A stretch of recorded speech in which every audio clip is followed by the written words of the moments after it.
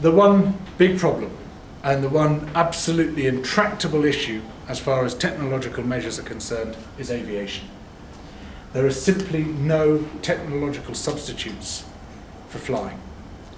There is no fuel, which doesn't have an even greater impact than current aircraft fuel, kerosene, has at the moment, which in any foreseeable future, 30, 40, 50 years, could be deployed.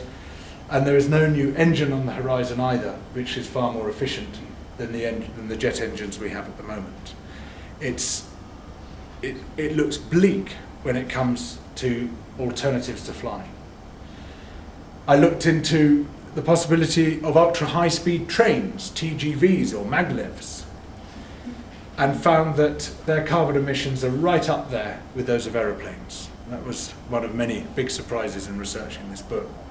Another big surprise was when I looked at the possibility of using high-speed cruise ships to move people around, and I found that their carbon emissions are far higher than those of aeroplanes. The QE2 is about 6 times the emissions per person of a plane making the same journey. And all sorts of things came up in this research which I hadn't anticipated, and indeed I found that hardly anyone else had anticipated either.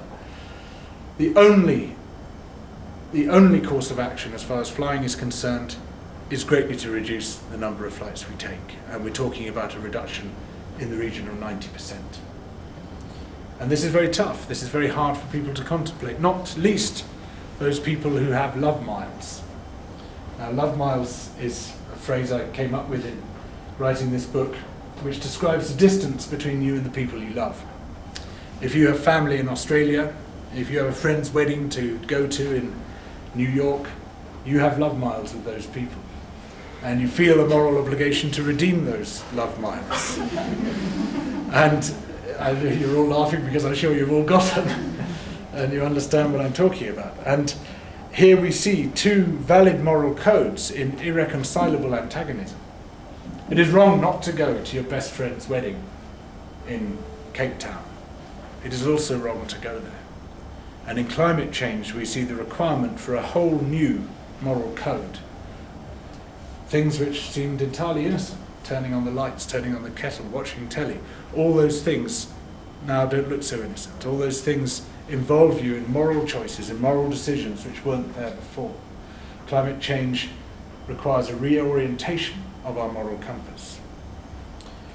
Be that as it may, we just can't keep on flying as we're doing. And far from not keeping on flying, the government intends, as I've suggested, for a massive expansion in the amount of flying we do.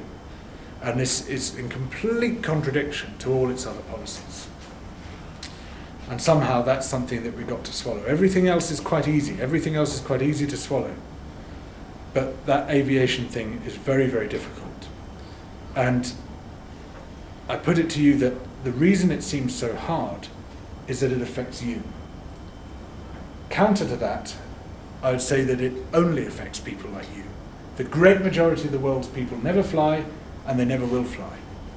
This is a privilege enjoyed by a very tiny minority, and it's a tiny minority which has the capacity to destroy the planet. The reason that these measures seem harsh is that tiny minority includes you, and it includes me.